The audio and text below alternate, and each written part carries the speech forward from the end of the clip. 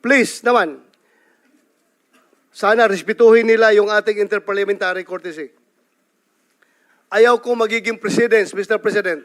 Pagdating ng araw, in the future, lahat ng mga senador na mabubwisit sa kakatawag sa kanilang pangalan kapag ang kanilang pangalan ay na-implicate sa investigation na ginagawa ng other house, ay punta na lang ng punta at wala nang magawa na legislation.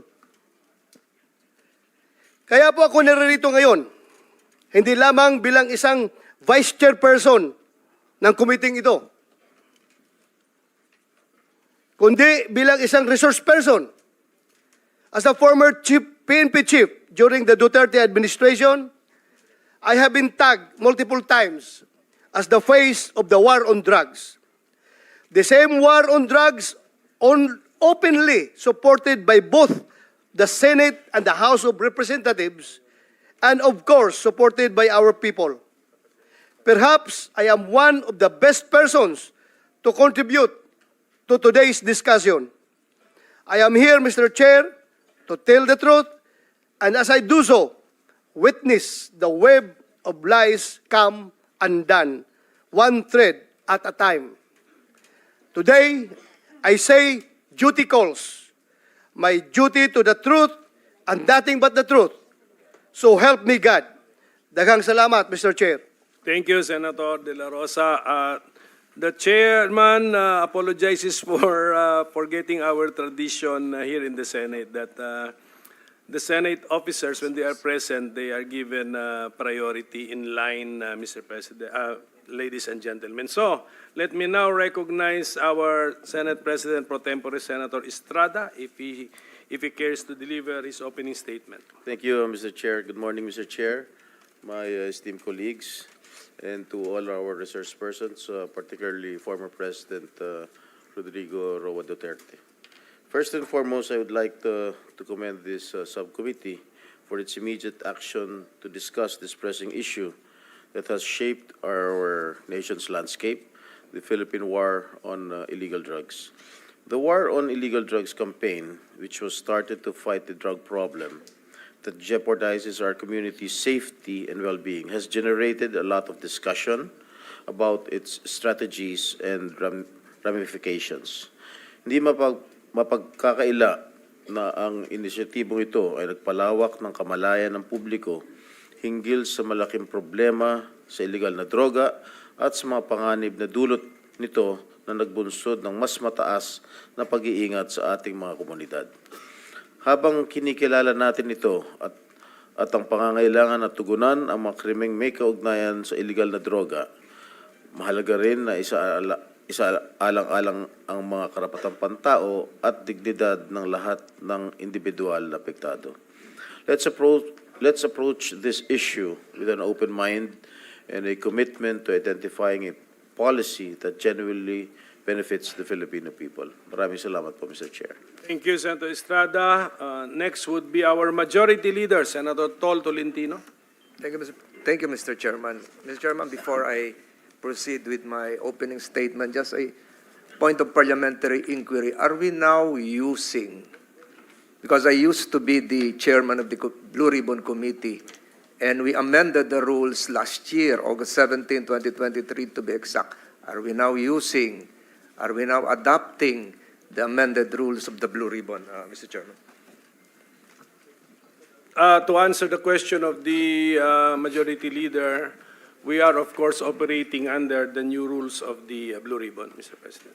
Thank you, Mr. Chairman. The reason why I asked the question is that because our jurisdiction is embodied in the new set of rules, the purpose of which is to define the limits of our power and how and for what purpose that power is to be used. Having said that, Mr. Chairman, I thank you for adopting the said rules. Gusto ko lamang pong idiin sa mga nakikinig po ngayon, lalong-lalo na po sa mga abogadong naririto, that you should have in your possession, or you must have probably read the rules that I have just mentioned.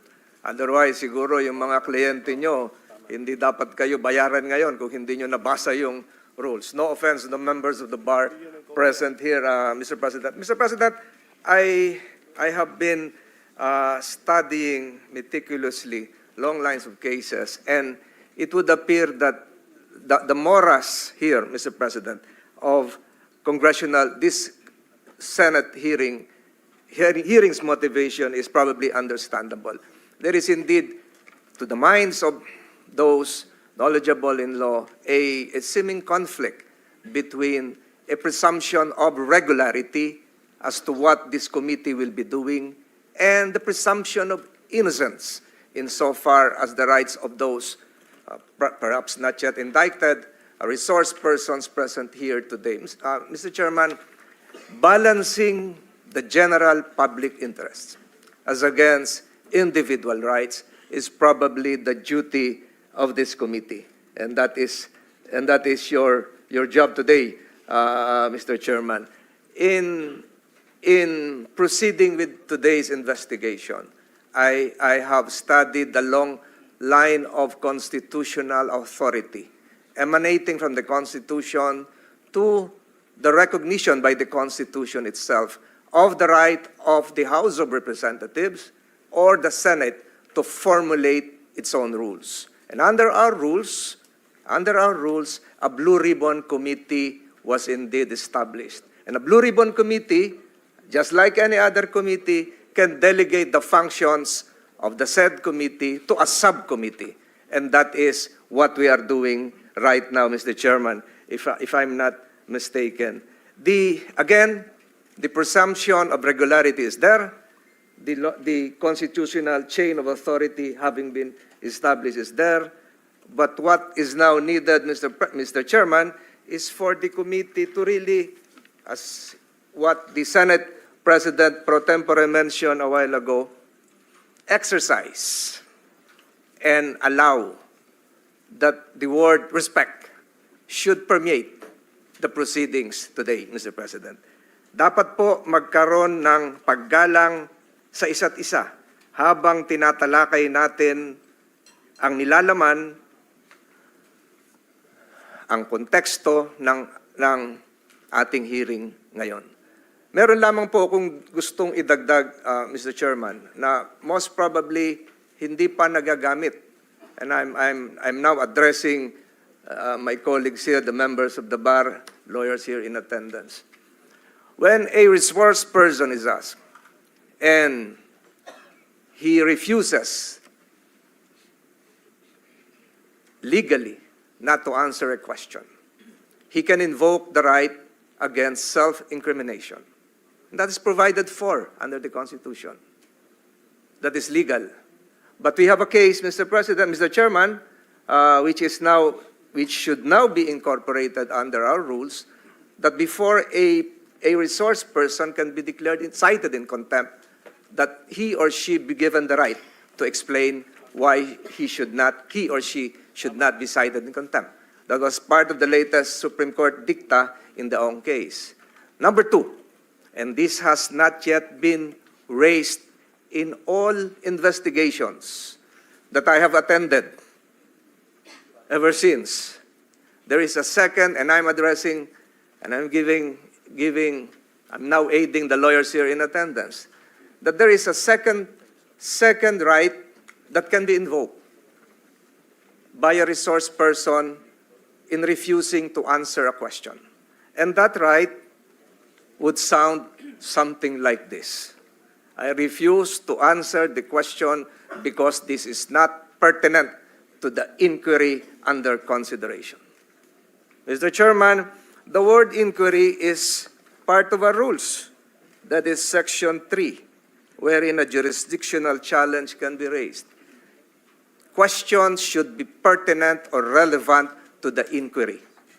That has never been raised, and in a long line of decided cases in other jurisdictions, refusal to answer a question on the said ground has been sustained. Mr. President, I raised that point because first, before I again proceed with my opening statement, pinasasalamatan po natin si Pangulong Duterte sa pagpapaunlak sa imbitasyon ng committee ito, ng subcommittee ito, para ipaliwanag yung mga dapat ipaliwanag. Kinikilala po namin ang inyong karapatan, kinikilala rin po ng committee ito ang karapatan ng lahat na naririto, at dapat po yan igalang.